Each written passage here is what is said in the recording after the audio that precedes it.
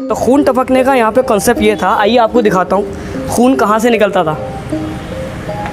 तो कुछ इन दीवारों से यहाँ पर हमें खून रिसता हुआ दिखता है। आइए, थोड़ा सा डर सा लग रहा है यहाँ पे, मगर काफ़ी सालों। जी हाँ, इस वक्त मैं मौजूद हूँ, जैसा आपने पढ़ा, खूनी दरवाज़ा। तो खूनी दरवाज़ा ये मेरे पीछे है। तो गाइज़, खूनी दरवाज़ा है क्या? तो दिल्ली के इस वक्त मौजूद जो 13 इस वक्त मौजूद साफ दरवाज़े हैं, जैसे अजमेरी गेट, कश्मीरी गेट, उनमें से एक यही दरवाज़ा है, खूनी दरवाज़ा। तो बहुत अच्छी तरह ASI यानी आर्कियोलॉजिकल सर्वे ऑफ इंडिया के ज़रिए इसको बाकायदा प्रिजर्व करा गया है, बचाया गया है। तो आज मैं खूनी दरवाज़ा में जा रहा हूँ, बाकी की बात करेंगे अंदर चल के, ठीक है? तो ये रहा हमारे खूनी दरवाज़ा। देखते हैं इस डरावने दरवाज़े की तरफ चल के। वैसे तो ये दरवाज़ा यहाँ पर बंद हुआ था। भाई ने बताया कि जो चरसी लोग होते हैं वो रात को दरवाज़े को ले गए। खैर, आपके सामने एक सवाल ये आता है कि खूनी दरवाज़ा बनवाया किसने था? तो ये खूनी दरवाज़ा शेर शाह सूरी ने बनवाया था। शेर शाह सूरी जो थे वो सूरी डायनेस्टी यानी सूरी जो सिलसिला था उसके बानी थे, और उन सूरी सिलसिले को ख़त्म करा गया था मुग़ल के द्वारा। तो फ़िलहाल ये हमारा खूनी दरवाज़ा है जिसका इस्तेमाल मुग़ल से लेके सब ने करा है। इससे जुड़ी कुछ इंटरेस्टिंग बातें हैं, थोड़ा सा नीचे चलते हैं। फ़िलहाल आज हम लकी हैं कि ये खुला हुआ है, नहीं तो ये बंद होता था। देख सकते हैं आप, तोड़ दिया गया है। चलिए, तो पहले अभी आपको यहाँ से कुछ मिसकंसेप्ट बताते हैं कि कुछ दिन पहले यहाँ पर, एक्चुअली कुछ साल पहले की बात है, तो यहाँ पर लोकल एक बात उठी थी कि यहाँ से मानसून के टाइम पे खून निकलता है, यहाँ से खून टपकता है। तो खून टपकने का यहाँ पे कॉन्सेप्ट ये था, आइए आपको दिखाता हूँ खून कहाँ से निकलता था। तो कुछ इन दीवारों से यहाँ पर हमें खून रिसता हुआ दिखता था, देख सकते हैं आप। इसकी वजह इधर भी देखिए, इधर भी हमें खून रिसता हुआ दिखता था। तो खून की वजह ये थी कि जैसे कि लोग इसको खूनी दरवाज़ा बोलते हैं, लोगों ने उसी से इसको जोड़ दिया। जो ऊपर जो मेटल के आइटम्स हैं उन पे जंग लगा था, रस्टिंग लगी हुई थी, रस्ट लगा था, जो बारिश के पानी के साथ रेड कलर की फॉर्म में, एक्चुअली ऑरेंज कलर की फॉर्म में निकलता था। और आप जानते हैं इसको लाल दरवाज़े के नाम से भी जानते हैं फ़िलहाल। तो इन तमाम फैक्टर की वजह से लोगों ने उसको कंसेप्ट को क्या माना कि यहाँ से ब्लड निकलता है। खैर, देखिए इधर, वैसे तो ये ASI ने बंद कर रखा है, मगर हम लोग जा सकते हैं यहाँ पे। चलिए आपको जाकर दिखाता हूँ। बाकायदा मेरी ही शेप का बना हुआ है ये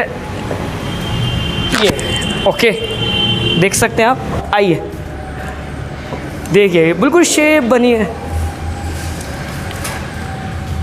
तो फ़िलहाल जो खूनी दरवाज़ा है ये बहुत टाइम से बंद था। ये जो खूनी दरवाज़ा है वो 2 स्टोरी है, मतलब इसमें 2 मंजिलें हैं। कभी ज़िंदगी में यहाँ पे आने का मौका नहीं मिला। मैं लाइफ में अपनी फ़र्स्ट टाइम यहाँ पर आया हूँ, और बाकी यहाँ पे किन किन के रिवेंज लिए गए हैं उसके बारे में डिस्कस करें। सुना तो इस दरवाजे से काफ़ी सारे रिवेंज का ताल्लुक है। तो पहले आपको 2 रिवेंज बताएंगे बड़े इंपॉर्टेंट, एक है जहांगीर से रिलेटेड और एक है जनाब औरंगज़ेब। हम चलते हैं फर्स्ट फ्लोर पे, वहीं बताएंगे आपको जहांगीर की कहानी इससे रिलेटेड और फिर औरंगज़ेब की। चलिए चलते हैं। आइए, थोड़ा सा डर सा लग रहा है यहाँ पे, रोशनी बहुत कम है यहाँ पे, मगर काफ़ी सालों से बंद होने के बावजूद थोड़ा सा रिस्क रहता है। कोई जानवर यहाँ पे डेरा डाल सकते हैं या कुछ।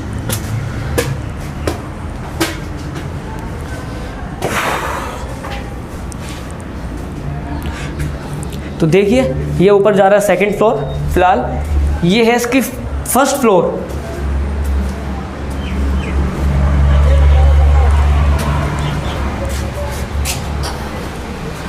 तो यही इसके प्राचीन गारे हैं, ज़्यादा हाइट नहीं है, और यहीं पर खूनी दरवाज़े का अपना हिस्ट्री है। चलिए एक काम करते हैं, यहाँ पर बैठते हैं, फिर आपको समझाते हैं अपने भाई फर्दीन। तो मैं ये जानना चाहता हूँ और हमारी ऑडियंस जानना चाहती है कि वो रिवेंज क्यों लिए गए थे। इसी तो पहला रिवेंज तो मैंने आपसे बोला ही था आप लोगों से, पहला रिवेंज तो हमारा था जहांगीर का। तो जैसे आपको बता दूँ, जहांगीर जो थे वो अकबर बादशाह, अकबर द ग्रेट के बेटे थे, और इनके बड़े भाई का नाम था खुसरो। तो क्योंकि अकबर के ज़माने के अंदर जो अकबर ने अपने दरबार ख़ास यानी अपने कोर्ट का यानी अपने दरबार का ख़ास शख्स था जिनने इनकी बहुत मदद करी थी कई जंगों में, जिनका नाम था अब्दुल रहीम। तो इनका रहीम का मानना था कि जो अकबर बादशाह का जो बड़ा बेटा है जिसका नाम था खुसरो, वो अगला बादशाह बने, किसके बजाय जहांगीर ना बने। अब उन्होंने क्या करा, पब्लिक में आम कर दिया। आम ये कर दिया कि भाई बादशाह जो है वो कौन बनेगा। शुरू से ही आम कर दिया कि खुसरो बनेंगे, यानी जहांगीर के बड़े भाई। अब इस चीज़ का भी एक बीच में चुभन होती है। जहांगीर का पूरी इरादा था कि मैं बनूँगा, इससे भी एक दुश्मनी पैदा हुई। और जब जहांगीर ने इसकी खिलाफत करी तो जहांगीर के रास्ते में दो दुश्मन आ गए। एक तो वो अब्दुल रहीम आ गए जो दरबार के ख़ास थे, अकबर बादशाह के काफ़ी करीबी, और हमारे दूसरे उनका जो भाई था खुसरो, वो भी दुश्मनी में आ गया। तो बाकी होना क्या था, वही जो सबको पता है। इस दरवाज़े के अंदर हमारे जहांगीर, उन्होंने इन दोनों की, अपने बड़े भाई और अब्दुल रहीम की गर्दन को काट के यहाँ पर लटकाया। तो पहला इंसिडेंट तो जो बड़ा खूनी इंसिडेंट था वो यहाँ पर ये हो गया। तो सबसे पहले काम करते हैं, पहले फ्लोर को देख लेते हैं, फिर ऊपर चल के।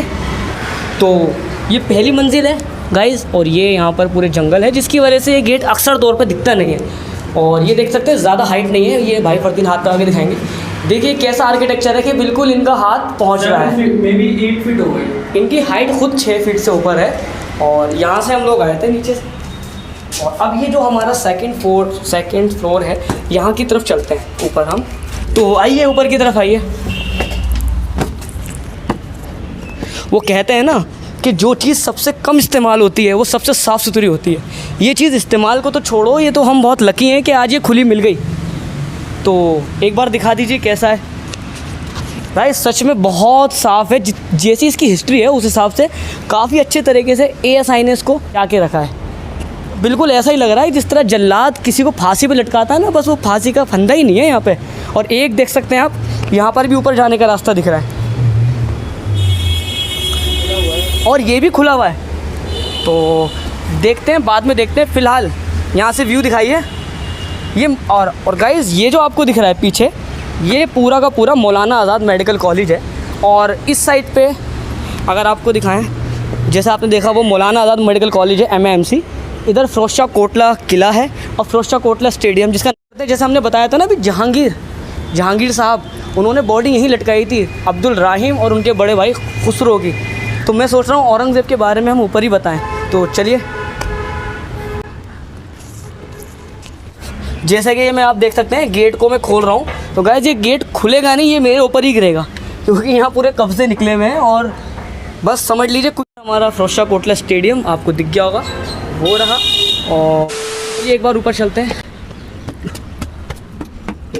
तो हम सबसे ऊपर आ गए टॉप पे खूनी दरवाज़ा के, और यहाँ पर आके मुझे फाइनली लगने लगा कि हाँ, अगर कुछ चीज़ को पब्लिक में नुमाइश करनी है ना, तो ये जगह उसी के लिए बनी है। जैसे बताया, बॉडी लटकाई गई थी जहांगीर ने अपने बड़े भाई और अब्दुल रहीम की, वो यहीं लटकाई गई थी, और यहाँ से पूरे दिल्ली के वासियों को दिखाई गई थी। यहीं पर दो हमारे खूनी घटनाएं घटी हैं। जो दूसरी घटना है वो और भी ज़्यादा इंटरेस्टिंग है, जो हमारे इसका ताल्लुक़ सीधा औरंगज़ेब से है, शाहजहाँ के बेटे औरंगज़ेब से। तो एक काम करते हैं, उनके बारे में भी बता ही देते हैं, फिर इस सिलसिले को ख़त्म करेंगे। वीडियो बड़ी इंटरेस्टिंग होने वाली है, तो पूरी ज़रूर देखना आप लोग। जिनका नाम औरंगज़ेब था, तो उनके बारे में कुछ जानना चाहते हैं। बोला जाता है कि आखिरी पावरफुल एम्पायर जो था वो औरंगज़ेब ही थे। सन 1642 की बात है, 1642। तो जब शाहजहाँ के बाद जो अगला मुग़ल चुना जाना था, तो उनका सबसे बड़ा बेटा दारा शिकोह जो था, वो सबसे ज़्यादा फेवरेट था। उस टाइम पे फेवरेटिज़म जो था कि बाप को पसंद है बड़ा बेटा, और ऊपर से बहन जो थी, जो काफ़ी शाहजहाँ की जो बड़ी बेटी थी, वो इतनी बड़ी थी कि उसके बाद जो शाहजहाँ के बच्चे थे, क्योंकि बीवी मर गई थी शाहजहाँ की, तो जो बड़ी बहन थी जिनके अंदर जहाँ आरा बेगम, बहुत फेमस नाम है, उन्होंने अपने बिल्कुल माँ का रोल अदा करके बच्चों को पाला अपने छोटे। तो उनकी तरफ से भी फेवरेट पर्सन कौन था? दारा शिकोह था, बाप की तरफ से भी। तो बाप ने उस ज़माने में जो मिलिट्री का मिलिटेंट बनाया दारा शिकोह को, ठीक है। और उसके अलावा जैसे गुजरात हो गया, मुल्तान हो गया, यहाँ तक कि काबुल तक के जो गवर्नर के तौर पे किसको बनाया? दारा शिकोह को। काफ़ी फेवरेट था। इसके साथ इसके ख़िलाफ़ जो औरंगज़ेब थे छोटा भाई, और एक छोटा भाई और था मुराद, ये दोनों एक साथ थे, ये खिलाफत में थे, जबकि बेटी और बाप पॉलिटिक्स चल रही थी। सबसे ज़्यादा इंटरेस्टिंग और ख़तरनाक पॉलिटिक्स तो इसी ख़ानदान में चली, इसी परिवार में एक्चुअली, शाहजहाँ के बड़ों का सपोर्ट आ रहा है दारा शिकोह को, जबकि छोटों का सपोर्ट आ रहा है औरंगज़ेब की तरफ, जो मुराद और औरंगज़ेब साथ थे। 1642 के अंदर का यही बात है कि बाप के ख़िलाफ़ ही जंग लड़ ली। मतलब तो जंग उनकी जो चली थी वो बाप के ख़िलाफ़ ही जंगें शुरू हो गई। एक्चुअली उस दौरान जब गवर्नर और मिलिटेंट था हमारा दारा शिकोह, तो कुछ एक आध जंग हार गया था, और ये वक्त था औरंगज़ेब का उठने का। अरे वे अपने भाई और अपने बाप के ख़िलाफ़ जंग छेड़ दी किसने? औरंगज़ेब ने, और यहीं का उसको एज मिला। तो एक जंग हुई, वो पहली जो जंग थी वो काफ़ी इम्पैक्ट डाला, वो जंग थी संघारों की जंग। एक्चुअली नाम थोड़ा गलत बोल रहा हूँ, आप देख लेना। तो वो जंग थी, उसके अंदर काफ़ी हद तक नुकसान हुआ दारा शिकोह और शाहजहाँ को औरंगज़ेब के ज़रिए। तो मतलब जितनी भी उनकी आपस की लड़ाइयाँ थी उसमें किसी का नुकसान नहीं, आपस में ही आपस के नुकसान थे। दूसरी लगातार दूसरी जंग हुई जिसमें फाइनली रेड फोर्ट जो था आगरा का, वहाँ पे कब्ज़ा कर लिया गया औरंगज़ेब के द्वारा दिल्ली में, और सीधी सीधी से जेल में बांध दिया दारा शिकोह को और शाहजहाँ को। अब दारा शिकोह का ये था कि वो काफ़ी पब्लिक सपोर्ट था, बहुत कुछ था। तो औरंगज़ेब को लगा कहीं फ्यूचर के अंदर भाई ये फिर दोबारा सिलसिला ना चल जाए सपोर्ट का, तो उनने भाई उनका कत्ल करा। तो भाई उस कड़वी सच्चाई जो थी, जो हमने इतना कुछ बताया, उस कड़वी सच्चाई यही थी कि उन्होंने दारा शिकोह का भी बाकायदा कत्ल करा और पब्लिक को शो कराया कि दूसरा सिलसिला ही ख़त्म कर दिया, और बाप को ज़िंदगी भर के लिए जेल में डाल दिया। वो कह हम लोग जानते हैं हर मज़हब के लोगों में कुछ लोग काफ़ी ज़्यादा प्रैक्टिसेबल होते हैं, मतलब बहुत प्रैक्टिस करते हैं मज़हब में, उनको हम बोलते हैं ऑर्थोडॉक्स। और कुछ होते हैं जो थोड़ी बहुत प्रैक्टिस करते हैं, मज़हब में ज़्यादा इन्वॉल्व नहीं होते, वो होते हैं अनऑर्थोडॉक्स। तो दारा शिकोह जो था वो अनऑर्थोडॉक्स मुस्लिम था। तो उसकी विचार ये था कि वो हिंदू मुसलमान सबको एक साथ एक दायरे में लेकर चलता था, वो सेकुलरिज्म को फॉलो करता था बिल्कुल, और साथ साथ आर्ट में और दूसरी चीज़ों में बिलीव रखता था, हर मज़हब को लेके साथ चलता था, इसलिए पब्लिक का वो प्यारा था। जबकि औरंगज़ेब जो थे वो ऑर्थोडॉक्स मुस्लिम थे, जो प्योर कट्टरवादी मुस्लिम सोच पे चलते थे, पूरे शरिया लो एवरीथिंग जो था वो ऑर्थोडॉक्स थे, धार्मिक पूरे। तो वो ये चाहते थे कि किस तरह से इस्लामिक रूल फॉलो हो। दारा शिकोह को ज़्यादातर सपोर्ट नॉन मुस्लिम से खूब आता था, क्योंकि वो एक सेकुलर मुस्लिम था। यहाँ पर आए हुए मौसम बहुत ज़्यादा उम्दा और प्यारा हो गया है, बट जिस रास्ते से आए थे तो आप देख सकते हैं इस रास्ते से आए थे, अब इस रास्ते से हम चले जाएंगे। तो यहीं पे हम लोग इस वीडियो को करते हैं ख़त्म। दिल्ली के मॉन्यूमेंट्स और दिल्ली का जो कल्चर था, ये हमारी आज पहली वीडियो है।